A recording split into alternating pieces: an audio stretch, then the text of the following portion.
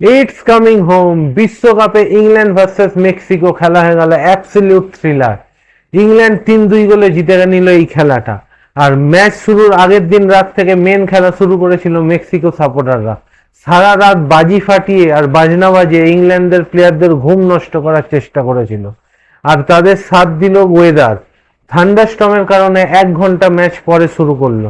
আর এই অ্যাজটেকা স্টেডিয়ামটা হলো মেক্সিকোর দুর্গ।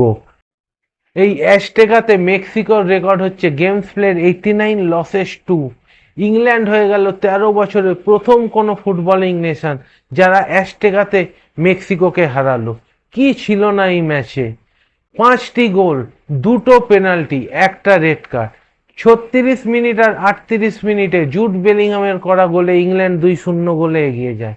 42 মিনিটের মাথায় 1 গোল দিয়ে খেলায় ফেরে মেক্সিকো। 56 মিনিট মাথায় ইংল্যান্ডের কোয়ানসা রেড কার্ড দেখে মাঠের বাইরে যায়। 60 মিনিটের মাথায় অ্যান্টনি গর্ডনকে ফাউল করে পেনাল্টি পায় ইংল্যান্ড। সেই পেনাল্টি ফিনিশ করে হ্যারি কেন। 69 মিনিটের মাথায় পেনাল্টি পায় মেক্সিকো, আর ফাউল করেছিল হ্যারি কেন।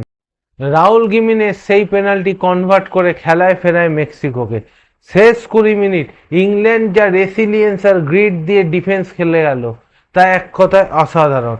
তারা যেন বলে দিল তারা আজকে হারতে মাঠে নামেনি, তারা আজকে মাঠে নেমেছে বিশ্বকাপ জিততে।